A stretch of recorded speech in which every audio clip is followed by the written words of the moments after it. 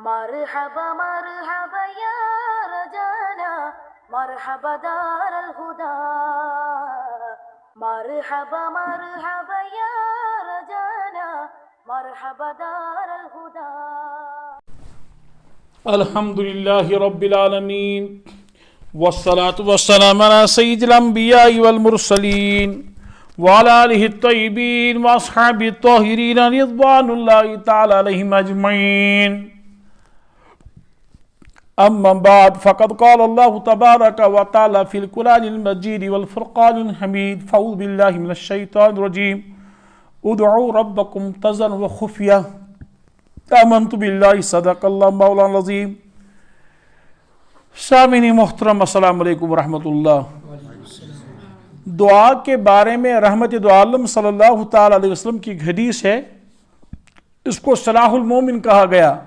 دعا کو مومن کا ہتھیار بیان کیا گیا اور اتنا بڑا سرمایہ، اتنا بڑا تحفہ ذات پاک ذوالجلال کی طرف سے ہے جس کو دوسری حدیث میں فرمایا گیا الدعاء مخ العبادہ.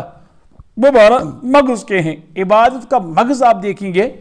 اخروٹ مقصد نہیں، اخروٹ کے اوپر جو چھلکا ہے مقصود نہیں ہے، بلکہ اخروٹ کے اندر جو گیری ہے یہ مقصود ہوا کرتی ہے. تو اسی کو کہا گیا دعا کیا ہے؟ عبادت کا مغز. جس طرح اخروٹ کے اندر گیری کی حیثیت ہے، اس طرح عبادت کے اندر دعا کی حیثیت ہے. البتہ یاد رکھنا چاہیے ترجمہ بھی اوپر سے پتہ ہونا چاہیے، پھر استحضار بھی رہتا ہے اور مانگنے میں واقعی مزہ بھی آتا ہے. دعا ہم مانگتے ہیں، دیکھیے اس میں اللہ تبارک و تعالیٰ سے کیا مانگا جا رہا ہے. اغفر ذنبی یا غفار. کیا بدقسمتی سے ابھی تک بھی ہمیں یہ توفیق نہیں ہوئی، توفیق نہیں ملی. ہم الفاظ پر تھوڑا توجہ دیتے، اپنے الفاظ درست کرتے. اغفر ذنبی یا غفار. کیا اغفر امر کا صیغہ ہے، لیکن اللہ ذوالجلال کو کوئی امر کر نہیں سکتا. نعوذ باللہ. مراد اللہ تبارک و تعالیٰ کے دربار میں درخواست لے کر ہم حاضر ہو جاتے ہیں، الہ العالمین ہمارے گناہ معاف فرما. کیسی عظیم توبہ ہے. ہاں پڑھ لیجئے اغفر ذنبی یا غفار. اغفر ذنبی یا اغفر معاف کیجئے، بخشیے. ذنبی ذنب کے معنی گناہ کیا آتے ہیں. ذنبی میرے گناہ بخشیے، میرے گناہ معاف کیجئے. یا غفار اے خوب معاف کرنے والے، اے خوب معاف کرنے والے. استر عیبی یا ستار. کیا استر یہ بھی امر کا صیغہ ہے. مراد اللہ ذوالجلال کے دربار میں درخواست دے کر ہم حاضر ہو جاتے ہیں. ستر کیجئے، پردہ کیجئے، پردہ پوشی کا معاملہ کیجئے. اے خوب ستر کرنے والے یا ستار. اس پر میں بدقسمتی سے جب ہمیں ترجمہ نہیں آتا ہے، ہمارے ایک دوست، کیا میرے دوست ایک بھائی ہیں، ان کے والد نے ایک مرتبہ کہا سچ کیا جھوٹ کیا تھے. ویسے وہ مزاحی آدمی، لیکن مزاحی انداز میں کبھی بڑی بڑی باتیں کہتے تھے. انہوں نے ایک مرتبہ کہا آپ اس پر بہت توجہ دیتے ہیں، ترجمہ ورجمہ لوگوں کو بتاتے ہیں. ہم نے ایک مرتبہ اپنے محلے میں بستی میں ایک 70-75 سالہ بزرگ کو کہا مسجد کیوں نہیں آتے ہو، مسجد میں آپ نماز کیوں نہیں پڑھتے ہو. بہرحال چاروں ناچارہ ہم نے ان کو بہت تنگ کیا، بہت مجبور کیا. اس وقت یہی توبہ چل رہی تھی مسجد میں، چونکہ ابھی ہم نے الفاظ درست نہیں کیے، ترجمہ تو درکنار، معنی اور مفہوم تو درکنار. تو ہم نے دیکھا اس نے بھی پڑھنا شروع کیا، ہم نے دعا شروع کی. ہمارے امام صاحب نے اس وقت کوئی خالصہ انہوں نے دعا شروع کی اغفر ذنبی یا غفار استر عیبی یا ستار. حضرت بھی مانگتے ہیں دو پھر زمین یا ستار، یعنی الٹا ہی اللہ تعالیٰ سے مانگ رہے ہیں. مظاہر بات بظاہر آپ ہیں، توبہ کی بات ہے، اس پر ہنسنا نہیں چاہیے. یعنی دیکھیے جب ہم نے سیکھا ہی نہیں، وہ اللہ تعالیٰ سے الٹا کیا مانگ رہا ہے، دو پھر زمین یا ستار. تعلق پروٹے کرو شیطان سے پروٹے قیامت. مانگنا کیا تھا؟ استر عیبی، استر عیبی. انہوں نے ان کا نام بھی بتا دیا، لیکن تھوڑی بتانے کی چیز ہے، بیان کرنے کی چیز ہے. بدترین سود کسی کی آبروریزی ہے۔ یہ نقطہ بیچ میں آیا کہ ہم نے سیکھنا ہے، ہم نے ترجمے پر غور کرنا ہے، مفہوم پر غور کرنا ہے۔ جب ترجمے کا بھی استحضار ہوگا، جب ترجمہ بھی پتہ ہوگا، پھر مانگنے میں واقعی مزہ ہے۔ اللہ گواہ، چاشنی، مزہ، لطف، اس میں زبردست مٹھاس پھر آدمی کو عبادت میں اور سرور محسوس ہوتا ہے، محسوس آدمی کرتا ہے۔ استر عیبی یا ستار، ستر کیجئے میرے عیبوں پر، عیبی اے خوب ستر کرنے۔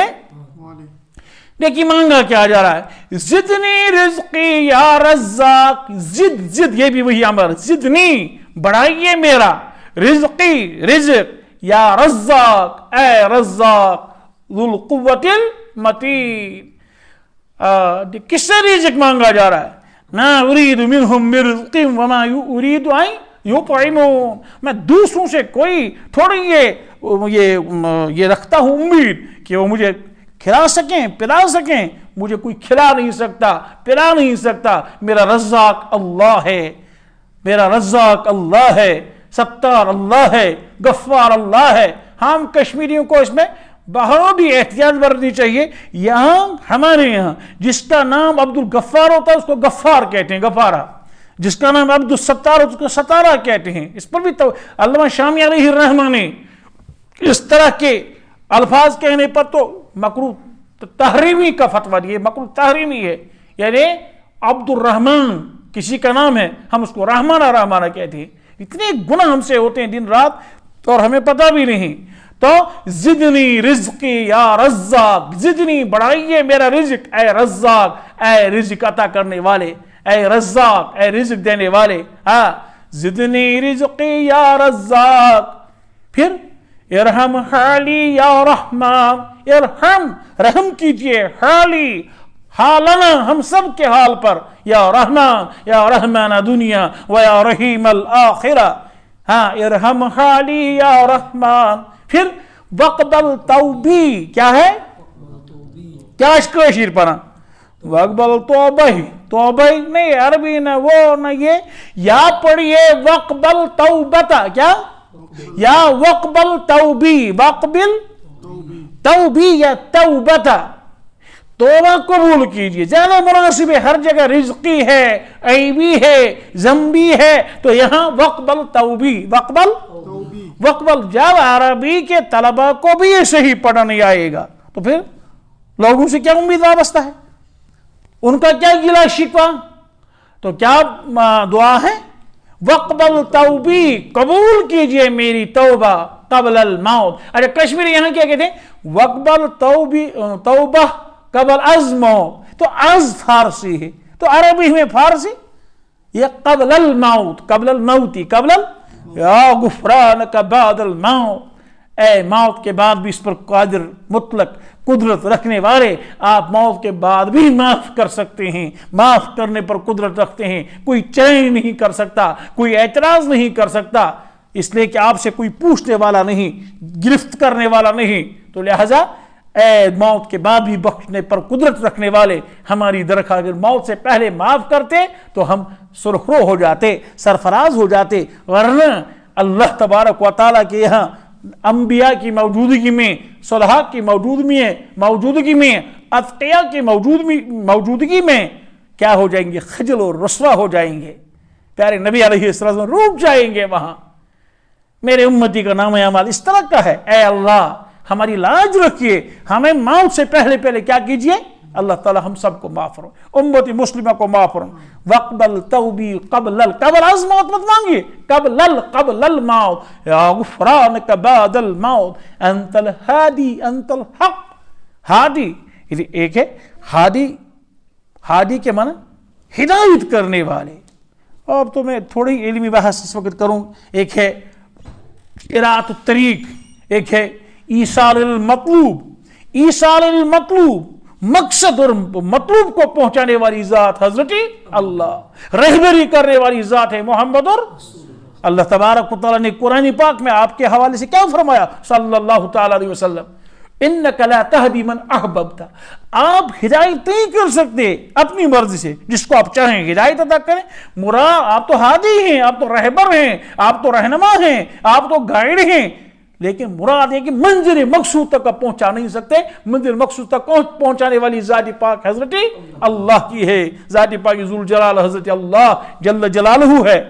تو ہادی ورنہ ہدایت کرنے کے لیے آپ کو بھیجا گیا ہے. لیکن پھر کس کو ہدایت ہو جائے کس کو نہ ہو جائے, اس کا اثر کون لیتا ہے, کون قبول کرتا ہے, کون نہیں کرتا, یہ اللہ کے ہاتھ میں, یہ پیغمبر کے ہاتھ میں بھی نہیں ہے. انت الہادی انت الحق لیس الہادی الا, آپ کے سوائے اللہ کوئی مقصود تک انجام تک پہنچانے والا نہیں ہے.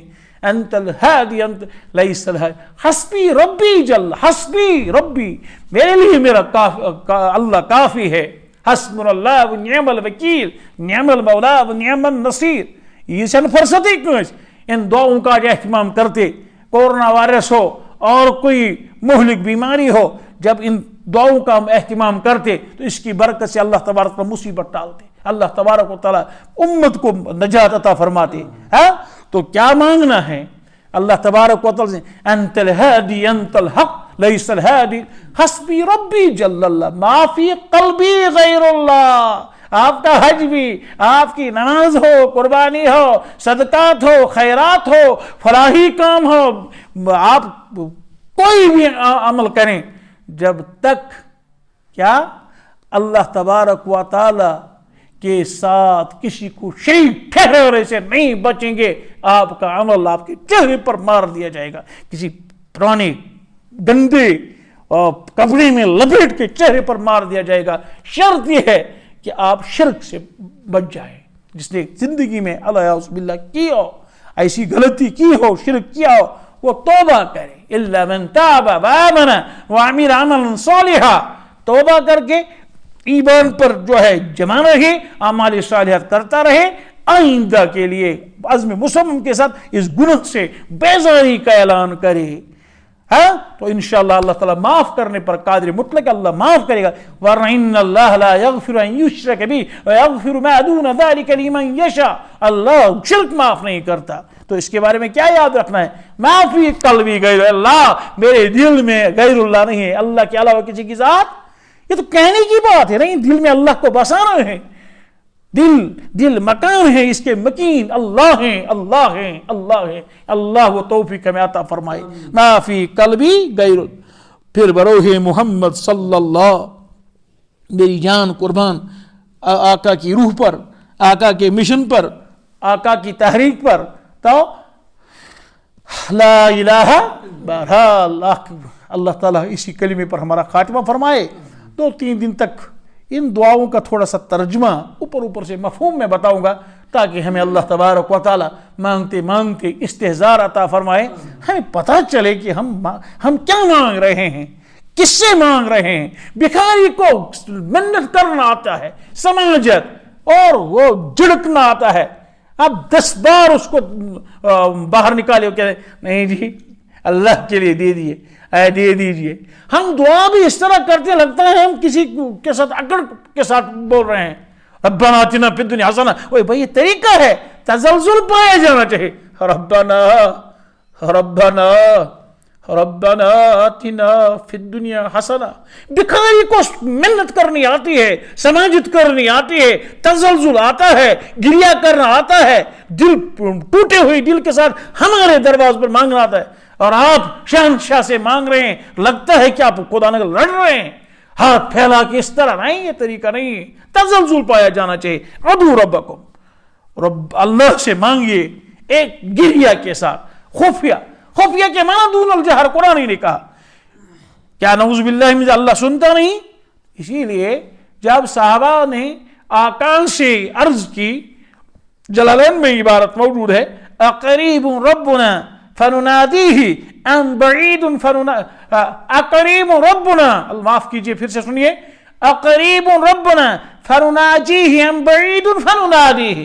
کیا اللہ ہمارے قریب ہے تو ہم چپ کے مانگیں گے, دل کی بات دل ہی میں جو ہے رکھ کر کے, بغیر اظہار کے صرف دل ہی سے فریاد کریں گے, یا دور ہے تو ہم پھر اونچی آواز میں بالجہر مانگیں گے. تو قرآن نے واضح کر دیا وَنَحْنُ أَقْرَبُ إِلَيْهِ مِنْ حَبْلِ الْوَرِيدِ إِنَّ رَبَّكَ لَبِالْمِرْصَادِ هُوَ مَعَكُمْ أَيْنَمَا تَكُونُوا جہاں تم ہو اللہ ساتھ ہے.